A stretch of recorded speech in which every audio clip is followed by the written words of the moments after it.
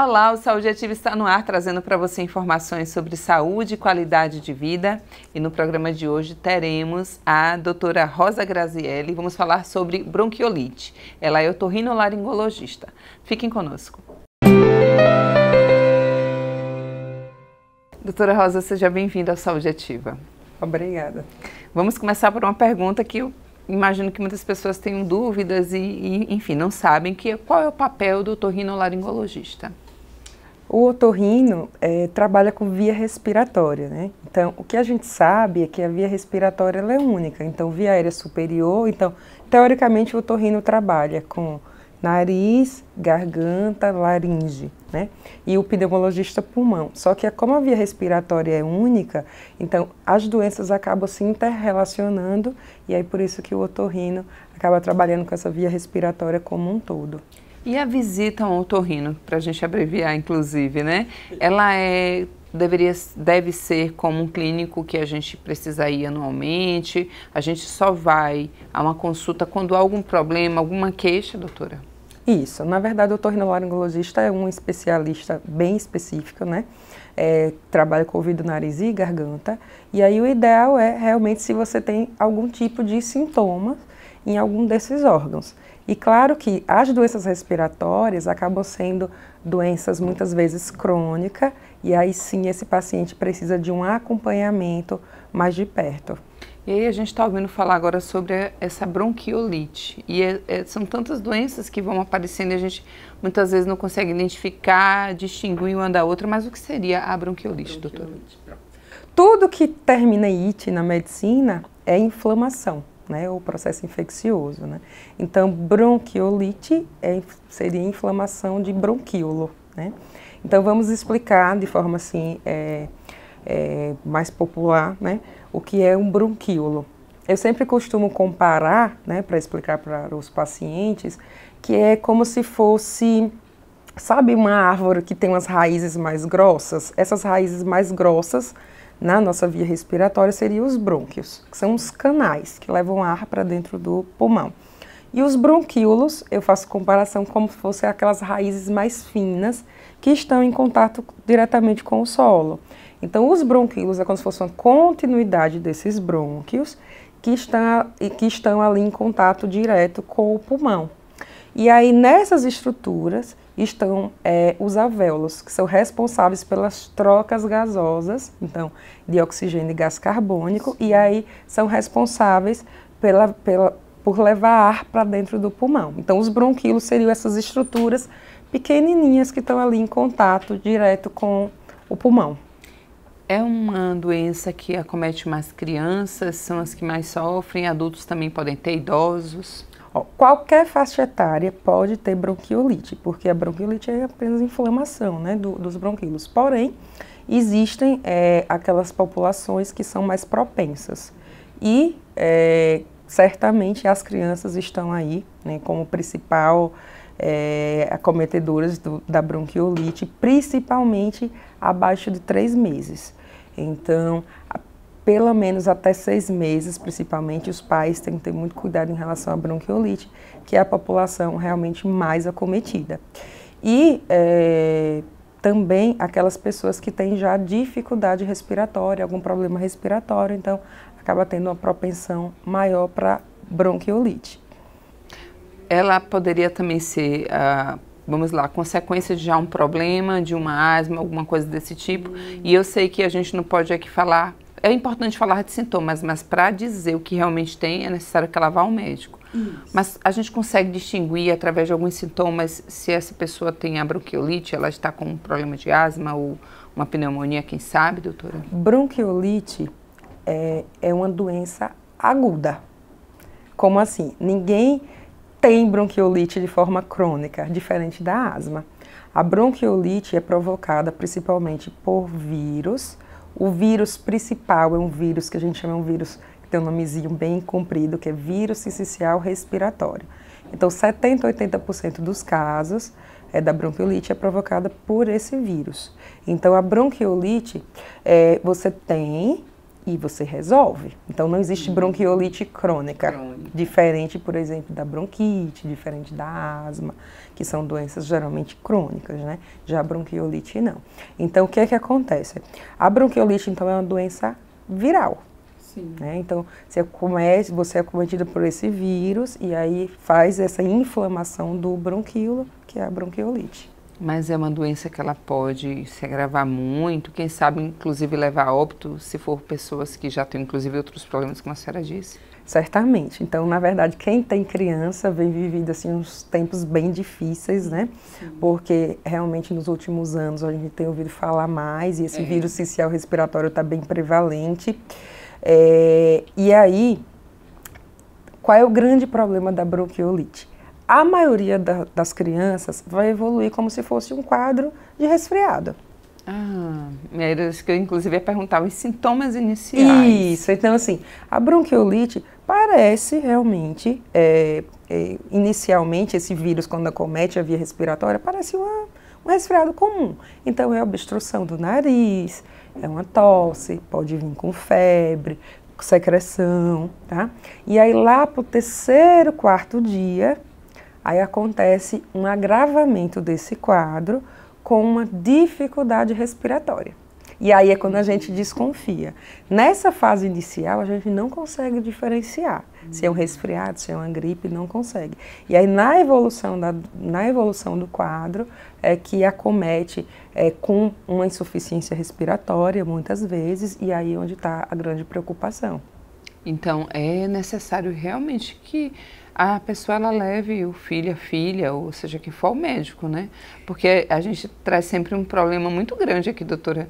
Parece que eu estou batendo na mesma tecla, mas é importante que as pessoas visitem o médico, o especialista, porque essa automedicação, que às vezes a minha vizinha está com a filha com o mesmo problema, então vamos compartilhar aqui a medicação porque vai funcionar, está funcionando para ela. E as coisas que poderiam ser tratadas, elas acabam se agravando e trazendo um dano muito maior. Isso. Então, é importante essa visita, né? Isso. Na verdade, assim, né?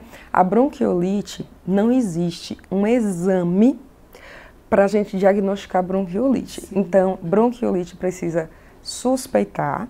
E claro que uma das pistas principais é quando esse vírus está em ascensão. Então, aqui, por exemplo, é no primeiro semestre. Então, ali entre março até junho, julho, tem o pico desse vírus sincicial respiratório. Então, a gente já acaba suspeitando quando um paciente dá entrada com insuficiência respiratória, com desconforto respiratório, né?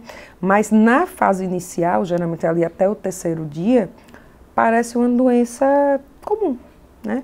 Então, na verdade, a orientação, principalmente para os pais, é de ficar de olho, né? De ficar de olho nessa evolução. Então, entrar em contato com o seu pediatra, com o seu otorrino, com o seu pneumologista, para ele orientar sobre esses sinais de gravidade, quando, por exemplo, quando é que eu trato em casa, quando é que eu preciso levar para o pronto-socorro, por exemplo. Isso faz total diferença na evolução da doença. Isso. A pessoa que tem a doença, aí depois ela fez o tratamento, enfim, curou. Há possibilidades, como é um vírus, ela pode ter a qualquer momento novamente, e se ela tendo, ela vem, vamos dizer assim, com uma forma mais grave. Porque a doença, né, quando você vem pela segunda vez, ela vem mais forte, como a gente costuma dizer assim na nossa rotina, veio mais forte. Isso acontece? Na verdade, né, como eu falei, 70% a 80% das vezes é o vírus sincicial respiratório. Se você pega aquele vírus, você acaba adquirindo a imunidade para aquele tipo de vírus. Mas pode vir cepas, né, mais graves e outros tipos de vírus, né, e aí você tem a bronquiolite de outra vez. No geral, quando você tem a segunda ou terceira vez, que não é tão comum, tá? Geralmente é mais branda. Não é mais grave, não. Geralmente é mais branda. Porém, o que é que acontece? De acordo com a gravidade dessa bronquiolite, você pode desenvolver algumas sequelas na parte do pulmão. E aí você passar a ter asma, por exemplo, até algumas... Quem não tinha. Quem não tinha, isso. Tudo depende dessas sequelas, né, desse grau de acometimento pela bronquiolite. Então, às vezes, por exemplo, era uma pessoa que nunca... Era uma criança, por exemplo, que nunca nunca chiava, nunca fazia desconforto respiratório, e aí passa a ter. Então existe essa possibilidade, sim. E já que existe a possibilidade, e aí, que era uma doença aguda, ela pode se tornar crônica. Isso. E uma asma que vai persistir. Isso mesmo. Que aí a gente acaba até falando, eu sei que a gente está tratando a bronquiolite, mas como falamos de asma, que também é muito comum a gente ouvir falar que as pessoas têm asma, inclusive esses que sofreram com esse problema sofreram muito na pandemia. Eu lembro que eu conhecia pessoas que elas ficavam desesperadas porque imaginavam, se eu tenho asma, já foi, né? Mas a asma é uma doença que não tem cura, é um tratamento para o resto da vida, doutora? Isso. Agora sim, a asma geralmente tem uma predisposição familiar, uma origem genética, e a asma tem momentos, claro que vai depender do grau dessa asma, momentos de melhora, que o paciente fica bem, e melhoras de agudizações. E aí, qual é o grande problema da asma? Você tem uma doença já de base, e aí com esses quadros respiratórios virais, você acaba precipitando muitas crises, né? Então esse é o grande problema, você já que aí era a preocupação realmente da Covid, né? Então era um paciente que já tem uma doença de base, sim, e vem uma doença respiratória importante, né, igual o Covid, e aí por isso que eram pacientes de mais riscos, né? Entendi. Doutora, quando a gente fala de piora, existem também algumas coisas que as pessoas que estão com bronquiolite, os filhos que estão, podem evitar que isso talvez trouxesse maiores problemas. Geralmente a gente está gripada, a nossa mãe diz, não vai tomar resfriado, não bebe água gelada, né? Banho de mar, piscina de jeito nenhum. Mas tem movimentos que se fizer, isso pode levar a algum quadro de piora, talvez? Daiana, como todo quadro viral, né, não existe um remédio específico para o vírus. Então, o que é que faz melhorar toda a doença respiratória, né, como um todo, e doença viral entra início? Que é melhorar a questão da hidratação, que inclusive, por exemplo, na criança, é um dos motivos de internação, porque geralmente essa criança tem um desconforto respiratório e essa criança não se alimenta, não toma líquido e desidrata. Então, sim, tem que ficar olhando muito bem isso, tá? Hidratação, controle da alimentação, né? Evitar ambientes em que as pessoas fumem, né? Então o tabagismo acaba piorando muito esse quadro respiratório, e poeira, fazer lavagem nasal é importante nesses, sim, casos também, e seguir as orientações do médico que está acompanhando. Também, então, é uma doença que pode levar à internação, né? Dependendo da gravidade, agravando esse quadro, já que inclusive ele pode, dependendo, levar a óbito, ele leva à internação. É um processo que a gente também não tem como especificar, né, doutora? São dias. Eu sei que tudo vai depender da evolução do quadro, mas pode deixar a criança muito tempo também hospitalizada? Pode sim, dependendo do grau dessa insuficiência respiratória. Então, vamos lá. O que é importante para os pais é essa orientação de quando levar realmente para o hospital, né? Então, a gente chama isso de sinais de gravidade. Então, a criança não está se alimentando bem, você viu que a criança está com dificuldade para respirar, pontinha dos dedos roxas ou ao redor da boca também roxa, essa frequência da respiração está grande. Outra coisa, isso aqui fica entrando, né? Geralmente a gente chama isso de fúrcula, fica entrando e saindo, mostrando que essa criança está com dificuldade de respirar. Isso aí é o hospital, tá? O hospital, porque geralmente essa criança precisa de oxigênio. Meu Deus. Isso. Pode chegar até a ser entubada. Mas as medidas, né, a gente chama de medidas de suporte, porque não existe algo contra o vírus, né? São medidas para melhorar a respiração desse paciente, para que o sistema imunológico desse paciente haja e aí diminua nesse processo inflamatório do bronquíolo e vai melhorando a respiração. Entendi. É realmente uma doença problemática. Doutora Rosa, a gente vai para um breve intervalo, já voltamos e vocês fiquem conosco.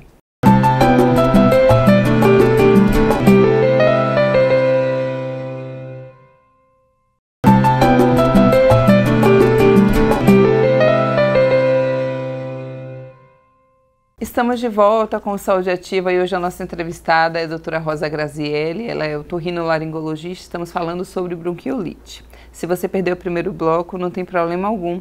Vai lá em nosso canal do YouTube, coloca a Câmara Municipal de Aracaju e você pode assistir a reprise deste programa e de outros. Semanalmente a gente recebe aqui um profissional da área da saúde para esclarecer uma dúvida para você. Doutora Rosa, falando sobre inclusive prevenção, a gente sabe que é complicado um vírus, a gente ter algum tipo de prevenção, assim, ele aparece e quando vê a gente está doente. Mas há algum movimento que a gente possa fazer, que possa ajudar, contribuir para que as crianças não tenham essa doença? Na verdade, vírus é contato, né? Então, acaba pegando através de gotículas e nossas mãos, né? Que são fontes aí de contaminação. Então, lavagem nas mãos com frequência. Se sua criança está doente, não mandar para a creche, para a escola. Se tiver alguém com sintomas, evitar o contato com aquela pessoa, porque é via respiratória. Então, é isso. Então, se foi uma coisa que a Covid trouxe de bom... Isso que eu ia falar. Isso, foi a gente ter essa mentalidade de que doença respiratória é transmissível. É verdade. Eu vi observando, inclusive na nossa rotina, no dia a dia, que as pessoas gripavam, estou gripada, olha, eita, cuidado. Como se fosse uma bobagem, né? Pós-Covid, a pessoa que está gripada, ela já fica, opa, aí você ou vê de máscara ou diz, eu vou evitar o contato, porque eu posso te contaminar. Não é nem o fato assim, da pior, é o contaminar o outro. Isso. E uma outra coisa que a senhora falou sobre a lavagem das mãos, e eu acho que as pessoas lavaram tantas mãos foram lavadas naquele período que algumas doenças, inclusive, foram evitadas. Isso. Que é uma coisa que alguns trouxeram, mas hoje em dia, doutora, eu acho que é comum as pessoas pegarem coisas e esquecerem de lavar as mãos. A senhora tem observado que, imagino que durante a pandemia os casos foram alarmantes e muito vinculados à Covid, mas percebeu que esse cuidado foi reduzido na sua rotina do dia a dia, que as pessoas se importaram menos, inclusive, em lavar as mãos? Sim, houve, porque assim, a partir do momento que a Covid, né, ficou um pouquinho de lado, as pessoas voltaram a alguns hábitos. Mas eu acho que, eu como profissional de saúde, eu vejo que as pessoas estão se preocupando mais com isso, sabe? Os pais nisso de levar, porque assim, quando é que você via um pai dizer que a criança não ia para a escola porque estava só com resfriado, né? Não existia isso, né? E hoje em dia tem a preocupação, porque justamente sabe que se transmite, né? E que talvez em uma criança seja algo leve e tranquila, mas na outra criança agrave. Além da bronquiolite, que a gente vem falando muito aqui durante o programa, qual é a sua observação, as maiores queixas que acometem assim, no seu dia a dia, na sua rotina, de queixas mesmo? Quais são as maiores? Garganta, aquela gripe que é comum, aquele catarrinho que persiste. Eu tive uma gripe recente, doutor, parece que eu fiquei boa, mas o catarro ele insiste aí e você começa a pensar, inclusive, que há um problema maior. Olha, sem sombra de dúvida, tosse. A tosse. Tosse crônica. Tem memes, inclusive, na internet muita sobre tosse. Isso, muita tosse. E essa secreção que insiste em não ir embora. Eu acho que nos últimos tempos o consultório anda lotado de pacientes com essas queixas, né? E eu já ouvi falar muito que a gente fala de gripe, mas a gente fala assim, gripe mal curada. Isso. Porque parece que ela volta pior e depois desencadeia, inclusive, pneumonia e outras coisas. Isso é real ou é fake? Porque a gente, leigo, que acaba falando isso, a sua gripe voltou pior, ela pode gerar tal coisa. É real, doutora? Na verdade, né, porque existem os termos populares, né? Gripe mal curada, né, eu entendo como aquela gripe arrastada, né? E aí, gripe arrastada é porque houve alguma complicação. Então, seja uma complicação bacteriana ou próprio vírus, por exemplo. Então, pneumonia viral, pneumonia bacteriana, sinusite. Então, essa gripe mal curada, né, eu sempre traduzo quando o paciente traz para mim essa queixa, é justamente aquele paciente que complicou de alguma forma, né, e geralmente é alguma complicação aí bacteriana. Doutora, falando agora sobre tratamentos inovadores no seu dia a dia e nos seus estudos, a senhora vem observando que isso também, a bronquiolite virou casos de estudos para que tenham tratamentos mais pesados, mais fortes, para que a cura seja mais rápida, para que evite danos maiores na saúde das pessoas? Sim, então o número de internações por bronquiolite tem aumentado nos últimos anos e é uma grande preocupação, e é uma preocupação até de saúde pública, né, porque vagas em hospitais são limitadas, né, e o que é que se tem nos últimos tempos? A busca por uma vacina, né, inclusive, né, é coisa recente, atual, bem atual, que já está liberada a vacina para gestante, então existe a imunidade passiva que a gente chama, como assim? A partir de 20 e poucas semanas, essa mãe vai receber a vacina e aí transmite, passa, né, para o bebê os anticorpos e tem uma excelente resposta. Então, em média, aí, cerca de prevenção de 80% até os 6 meses de idade, que é a principal idade de complicação. Então, é coisa nova. Infelizmente, ainda não está no SUS, mas eu acredito que vai entrar. Então, por enquanto, só está na rede privada. Então, quem tiver gestante, eu acho que vale a pena ter o investimento, né? Porque realmente a bronquiolite tem rondado aí, nossas crianças e é uma dor de cabeça para os pais. E naquelas crianças que têm um risco maior, existe hoje um remédio que tem um nomezinho esquisito, mas que é o quê? É você dar para essa criança que tem um risco maior já o anticorpo pronto, né? Claro que ele é temporário, mas, por exemplo, na alta circulação daquele vírus, como eu falei que aqui é no primeiro semestre, dá para essa criança já esse anticorpo. Então, por exemplo, crianças que têm síndrome de Down, cardiopatia congênita, alguma doença pulmonar, crianças muito prematuras. Então, já fornecer para essa criança o anticorpo para prevenir essa complicação. Então, o anticorpo é aquilo que neutraliza o vírus, né? Então já dá pronto para ele. Infelizmente, ainda está em estudos, mas ainda não tem para a criança a vacina. Ainda não tem disponibilidade, não tem bons resultados, mas está aí uma corrida e a gente torce que em breve tenha vacina para o vírus, porque realmente isso vai melhorar demais a prevalência aí da bronquiolite. Neste caso, esse anticorpo, ele está liberado no SUS ou também só particular, doutora? Existe, é como se fosse existem órgãos especiais para esse tipo de medicação. Então, geralmente, essa criança tem que conversar, essas crianças que têm esse risco maior, conversar aí com o pediatra, com o pneumologista, com o otorrino, e aí eles encaminham para um certo setor, né, que existe, né, para tomar esse anticorpo, né? Para as mães, como a senhora falou que agora é novidade, qualquer mãe, é óbvio que elas vão falar com a obstetra, ginecologista delas, mas assim, há algumas mulheres que estão grávidas, que têm algum tipo de problema de saúde, estão passando e não podem, ou está liberado para todas? Está liberado praticamente para todas. Até onde eu li, até porque é nova, né? Saiu agora esse ano, sim, essa vacina. Até onde eu li, não tem restrição. Então, é conversar realmente com o seu obstetra para poder liberar o seu uso. Mas é como eu falei, eu acho que vale sim o investimento, porque protege nossas crianças, né? Claro. E quem tem uma criança pequenininha sabe o quanto isso é ruim, o quanto essa insegurança de você saber, porque aquilo, né, Dayana? Não quer dizer que seu filho vai agravar, mas se sim, for o seu, né? Então, isso aí causa uma preocupação em quem é pai e quem é mãe. Sim. E aí, por isso que eu acho que vale a pena, sim, o investimento, né? Eu, assim que saí, mandei para minhas amigas que estavam gestantes, vai lá, sim, tomar, porque realmente vale a pena. Que bom. A gente fala muito sobre crianças em muitos programas, doutora, mas eu acho também a gente trazer uma questão aqui que são os idosos.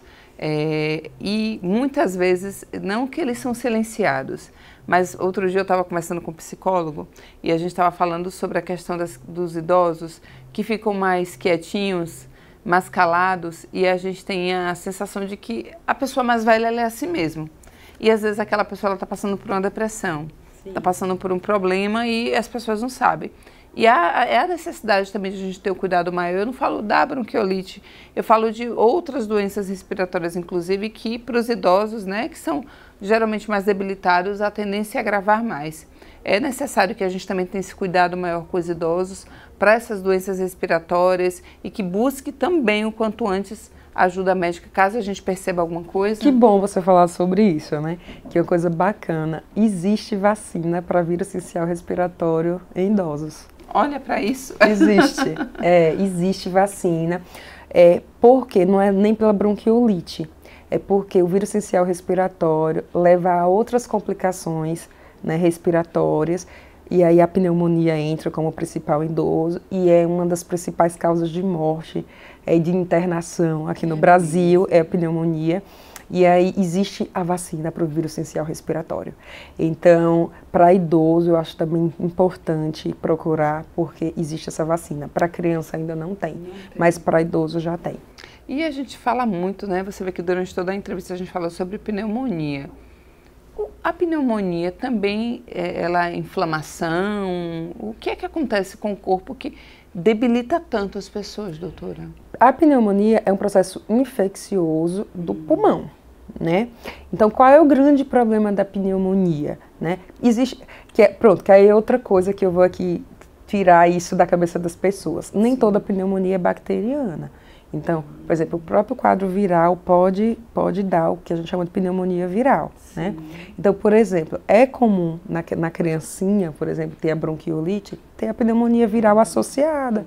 Ou então vir um quadro de pneumonia bacteriana após esse quadro. Então, qual é o grande problema da pneumonia? É o risco de complicar. Né, de precisar de internação, de precisar, e quando eu falo de complicar, é da dificuldade respiratória. Então, esse paciente precisar de oxigênio, esse paciente precisar ser entubado, por exemplo, porque não está conseguindo respirar.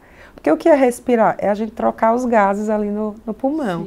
Se o pulmão está inflamado, está infeccionado, então não consegue fazer essa troca gasosa, e aí o paciente pode ter alguma complicação maior e precisar. Claro que, Dayana, outra coisa que eu gosto de deixar muito claro, quando a gente fala muito, tem o risco, na maioria das pessoas isso não vai acontecer. Entendi. Né? Então, o que é que a gente tem de estatística, por exemplo, de internação da bronquiolite? Ao redor de 5% das crianças vai internar. Então, quando a gente fala isso, você vê que 5% não parece muito, né? Só que como a prevalência aumentou, né? E como eu disse, a gente tem limitação de leitos hospitalares, né? Então acaba virando um problema. Mas a maioria das pessoas vai tratar sua pneumonia em casa, a maioria das pessoas, né? A maioria das crianças vai tratar sua bronquiolite em casa. Claro, com orientação, tendo um profissional que acompanhe, que oriente, que diga se precisar de internação, qual é o momento de ir, mas a maioria vai tratar em casa. Então, também tem esse problema, que muitas vezes a gente fala tanto nisso, né, de internação, de insuficiência respiratória, que as pessoas ficam com medo, os pais ficam com receio, e aí corre logo para o hospital. Não, na maioria das vezes vai ser um caso leve. São esses processos inflamatórios, essas gripes, bronquiolite, pneumonia, são problemas que acontecem, por exemplo, as pessoas que têm infecção urinária, elas precisam fazer uso de antibiótico por um período X, e tem que ser ali certinho. Falam, né, que se você não cumprir, isso pode vir pior, pode não tratar, enfim, agravar. Há também esse cuidado com os tratamentos, os usos dos medicamentos para a gente cuidar desses problemas, que se eu fizer uso do medicamento que não pode agravar, pode levar a uma pior, inclusive, doutora? Claro, porque quando a gente fala de uma infecção, a gente está falando de uma infecção, por exemplo, pulmonar é uma coisa mais localizada, né? Então, mas essa infecção pode se agravar, né? Fazer um quadro que a gente chama de sepsis, que é uma infecção mais generalizada, então precisa ser orientado para fazer o tratamento de forma adequada. Lembrando que, por exemplo, na bronquiolite é um erro se dar antibiótico. Bronquiolite é viral, então antibiótico não melhora vírus, tá? Então, na bronquiolite, não necessariamente você vai precisar de antibiótico. Quando é que se usa? Quando esse quadro viral, né, pode favorecer uma infecção secundária bacteriana, então, aí, por exemplo, a pneumonia, e aí se usa. Mas, no geral, não há necessidade de uso de antibiótico para bronquiolite. Pela bronquiolite em si, não. Não. Por isso que é importante o reforço que você busque ajuda médica.